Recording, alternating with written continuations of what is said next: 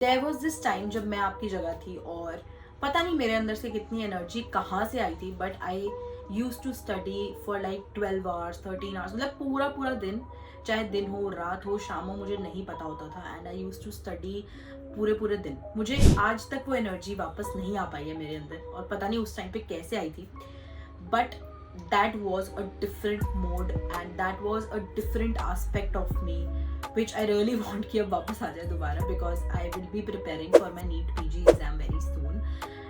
तो आज मैं इस वीडियो में आपको बताऊंगी कि how I used to study for long hours. और अभी मेरे को पूरा भरोसा है कि आपके लिए भी इस टाइम पे लॉन्ग आवर्स आप पढ़ रहे होगे और बहुत सारी दिक्कतें होती हैं और आप चाहते होगे कि कैसे आप उसको और अच्छे से और एफिशिएंटली आप उसमें पढ़ाई कर पाओ। तो वो सारी चीज़ें मैं आज आपके साथ डिस्कस करूंगी। And without any further delay let's get into the video. तो सबसे पहले मैं क्या करती थी, मेरा जो रूटीन यूजुअली रहता था, मैं ऐसी एक स्टूडेंट नहीं हूँ जो सुबह जल्दी उठ के पढ़ पाए। एंड वेरी फ्रैंकली मैं बचपन से ही थोड़ा ऐसे ही रहता था कि मैं रात को पढ़ना ज़्यादा प्रेफर करती थी। आई एम नॉट कमेंटिंग कि वो मतलब मेरी बॉडी या हेल्थ या जो उसके लिए क्या बेटर था या क्या नहीं था, I am not commenting on that. But मेरे को पर्सनली रात को पढ़ना ज़्यादा अच्छा लगता था क्योंकि मैं ज़्यादा कॉन्सेंट्रेट कर पाती थी, मैं ज़्यादा चीज़ें रिटेन कर पाती थी। तो मेरा कुछ ऐसा रूटीन रहता था कि मैं उठती लेट ही थी, अराउंड 11 साढ़े 11 टाइप उठती थी। उसके बाद अपना नहाया धोया, ब्रेकफास्ट किया, उसके बाद अपना पढ़ने बैठ गए। एंड फिर मैं पढ़ते पढ़ते पढ़ते पढ़ते रात के 4 साढ़े 4 तक पढ़ती थी आराम से। उसके बाद मैं सोती थी। तो मैं हर दिन मेरी ये कोशिश रहती थी कि कोशिश क्या, मुझे नींद अच्छी खासी आती भी थी और मैं सोना प्रेफर भी करती थी, क्योंकि मुझे लगता था अगर मैं पूरा दिन इतना पढ़ रही हूँ तो इट इज़ वेरी इंपॉर्टेंट कि मैं अपने माइंड को थोड़ा सा ब्रेक भी दूँ, तभी मैं चीज़ें और अच्छे से रिटेन कर पाऊंगी। जो लोग आपको इस टाइम पे ये कह रहे हैं कि आप 3 घंटे सो 4 घंटे सो, आपकी प्रोडक्टिविटी कम हो जाएगी, उसका कोई मतलब नहीं है। आप 1 घंटा बढ़ा लोगे पढ़ाई का, पर आपकी प्रोडक्टिविटी कम हो रही है, देयर इज नो पॉइंट। आप जितना पढ़ रहे हो आप याद रख पाओ, that is the main thing. तो आपको 6 से 7 घंटे की स्लीप लेनी बहुत ज़्यादा जरूरी है, तभी आप लॉन्ग आवर्स पढ़ पाओगे। Sleep is the most important thing अगर आप लॉन्ग आवर्स पढ़ना चाहते हो। और दूसरा पॉइंट भी मेरा यही है। तो मैं ना बेसिकली जब भी मेरे को ऐसा होता था कि 1.5 घंटा हो गया 2 घंटा हो गया पढ़ते पढ़ते और मैं थक गई हूँ, अब मेरे से नहीं हो पा रहा है, तो मैं कुछ नहीं करती थी, कोई और ब्रेक नहीं लेती थी। बेस्ट ब्रेक होता है सो जाना। आप सो नहीं, आप नैप ले लो।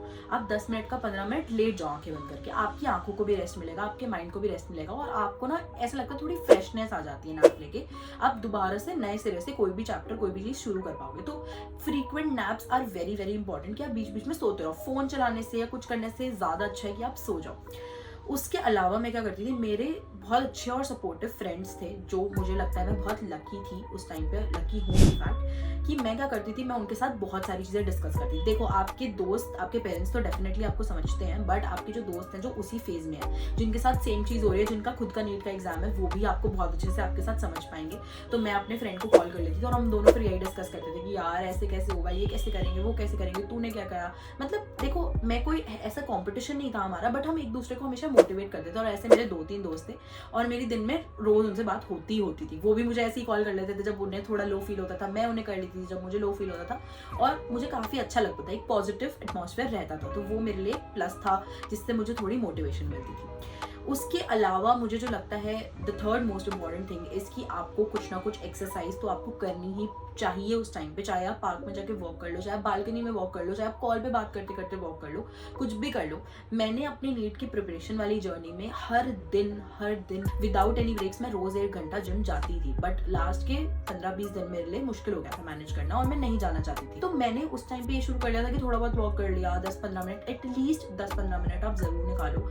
देखो, आपको ये लगेगा इस टाइम पे कि यार बस मुझे बैठ के मेरे को पढ़ते रहना, बट प्रोडक्टिविटी लो होती है और उस प्रोडक्टिविटी को बढ़ाने के लिए हम ये सब चीज़ें करें कि हम नींद प्रॉपर ले रहे हैं, हम थोड़ी सी एक्सरसाइज कर रहे हैं, हम वॉक कर रहे हैं, स्लीप कर रहे हैं। तो ये सारी चीज़ें आपको ध्यान रखनी है करनी। उसके अलावा बेसिक चीज़ें कि आप अच्छा खाना खाओ, हेल्दी खाना खाओ, अपने पेरेंट्स के साथ डिस्कस करो, अपने पेरेंट्स के साथ बात करो, क्योंकि वो उस टाइम पे आपको इतना सपोर्ट करेंगे। उन्हें पता है कि आप एक बहुत डिफिकल्ट फेज से जा रहे हो और जितना सपोर्ट आपके पेरेंट्स आपको कर सकते हैं, आपकी फैमिली आपको कर सकते हैं, उतना आई थिंक कोई भी नहीं कर सकता है इस वर्ल्ड में। तो उनके साथ शेयर करो, उन्हें बताओ कि आप क्या फील करते हो। अगर आपको कभी लो लग रहा है, आप उन्हें बताओ कि मुझे ऐसा लग रहा है।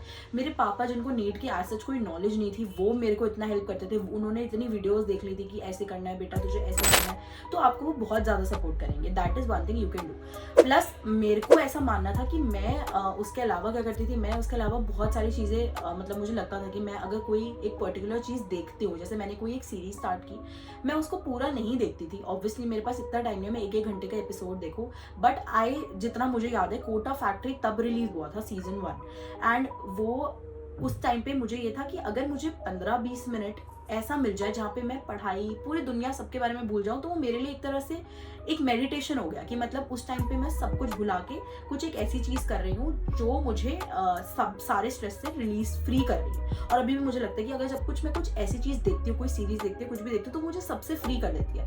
पर इसका मतलब ये नहीं है कि आप 3-3 घंटे बैठ के देखते ही रहो. वैसा मेरे अंदर सेल्फ कंट्रोल है. मैं 15 मिनट का एपिसोड ही अगर मुझे देखना है, 1 घंटे में से 15 मिनट देखना, तो 15 मिनट ही देखती थी कि 15 मिनट देख लिया, हो गया मेरा, अब उसके बाद में पढ़ लूँगी. तो मेरे को ना उससे बहुत ज़्यादा स्ट्रेस रिलीफ होता था. प्लस मैंने बहुत सारी यूट्यूब पे वीडियोस देखी हैं. उस टाइम पर यूट्यूब पे नीट के बहुत सारे लोग नहीं होते थे जो नीट की गाइडेंस है, बहुत लिमिटेड होते थे, बट मैंने इतनी वीडियोस देखी हैं और मुझे ना मतलब कुछ ना कुछ नया सीखने को मिलता ही था. देखो आपको हर किसी को 100% फॉलो नहीं करना होता, बट हर किसी के एक्सपीरियंस है, बहुत कुछ सीख सकते हो. और मैं आज भी ये बिलीव करती हूँ, अगर मैं एज अ कंटेंट क्रिएटर मेरे पास नीट का कुछ एक्सपीरियंस है, तो बाकी कंटेंट क्रिएटर्स के पास भी एक अलग एक्सपीरियंस है, क्योंकि सबकी अलग जर्नी है. और आपको सबसे वो चीज़ें सीखनी चाहिए जिससे आप रेजोनेट कर पाओ. मैं कभी किसी को गलत किसी के एक्सपीरियंस को और किसी को सही नहीं कहती हूँ. मैं हमेशा ये बिलीव करती हूँ, क्योंकि मैंने खुद ये चीज़ देखी है. मुझे जहाँ से जिसकी जो बात अच्छी लगती थी मैं उसको यूज़ कर लेती थी अपने लिए. और ऐसे ही आप ग्रो करते हो जब आपको दूसरों के एक्सपीरियंस से पता चलता है. तो मैं बहुत टाइम तो नहीं, बट जो मेरे ब्रेक्स होते थे इन बिटवीन, या रात को जैसे सोने से पहले मुझे कभी थोड़ी स्ट्रेस हुई, थोड़ा एंग्जाइटी हुई, तो मैं बहुत सारी ऐसी चीज़ें देखती थी जिससे मुझे पॉजिटिविटी मिले. बहुत सारे ऐसी चीज़ें, जैसे अगर आप बोलो, आपको पता होगा अगर, तो गौर गोपाल दास है, सदगुरु है, या फॉर दैट से संदीप महेश्वरी, मतलब कुछ भी ऐसा जिससे मुझे पॉजिटिविटी मिले, जिससे मुझे लगे कि हाँ my life is going well, मैं अपनी तरफ से पूरा 100% दे रही हूँ, मोटिवेशन मिले, कुछ भी मिले. तो ये सारी चीज़ें मैं करती थी एंड मुझे बहुत हेल्पफुल लगता था ये सब कुछ. एंड दैट वॉज ऑल जो मैंने किया था to study 12+ hours. I don't know how, but वो एनर्जी तब आ जाती है, और आई एम श्योर आपके अंदर भी आ गई होगी, क्योंकि बहुत कम टाइम है, अभी आप कर सकते हो. तो ये सारी चीज़ें मैंने की थी and I hope you enjoy this video. अगर आपको जेन्युइनली ये वीडियो पसंद आई हो तो प्लीज़ इस चैनल को सब्सक्राइब कर देना. कमेंट्स में बताना आप और किन टॉपिक्स पे वीडियोस चाहते हो.